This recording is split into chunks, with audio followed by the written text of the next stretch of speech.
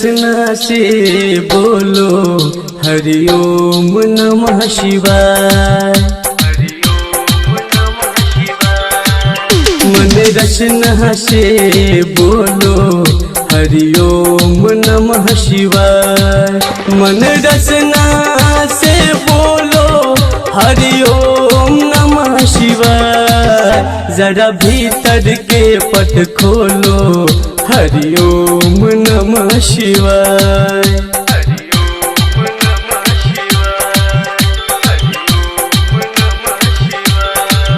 मन रचना से बोलो हरिओम नमः शिवाय। मन रचना से बोलो हरिओम नमः शिवाय। मन रचना से बोलो हरिओम नमः शिवाय। जरा भीतर के पट खोलो हरिओम नमः शिवाय। जरा भीतर के पट खोलो हरिओम नमः शिवाय।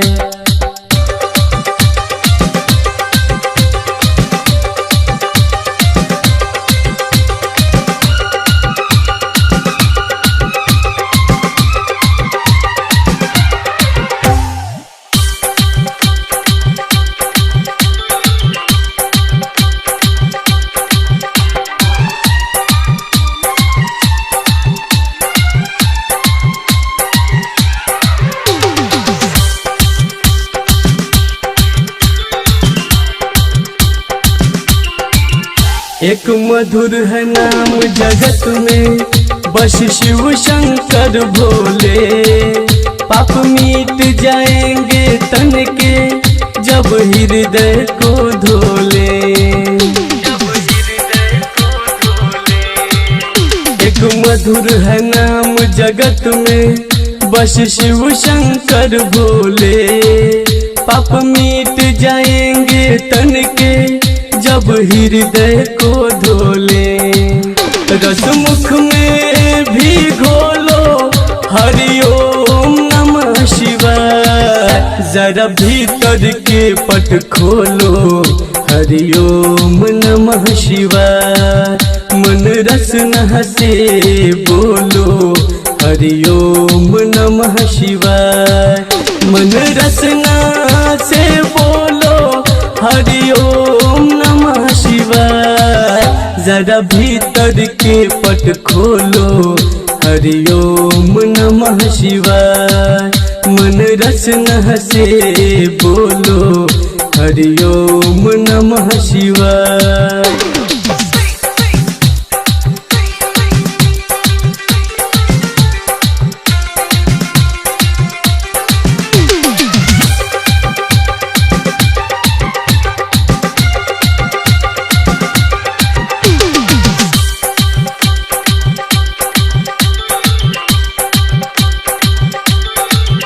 पथ में न कभी घबराना, कांटा चाहे कंकर हो।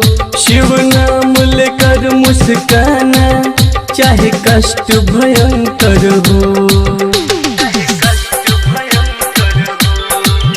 पथ में न कभी घबराना, कांटा चाहे कंकर हो।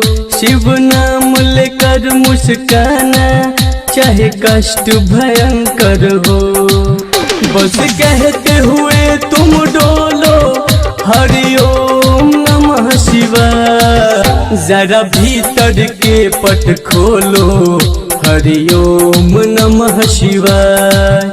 जरा भीतर के पट खोलो हरिओम नमः शिवाय। मन रचना से बोलो हरिओम नमः शिवाय। जरा भीतर के पट खोलो हरिओम नमः शिवाय। हो मन रचना से बोलो हरिओम नमः शिवाय।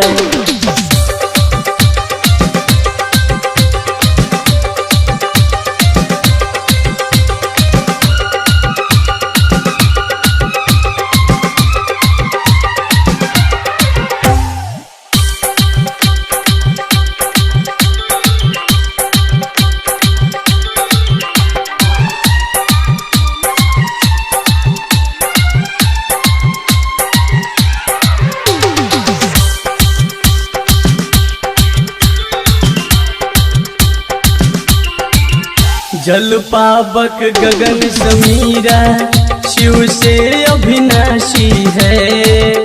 क्षिति के कण कण में वासी शंभु कैलाशी है।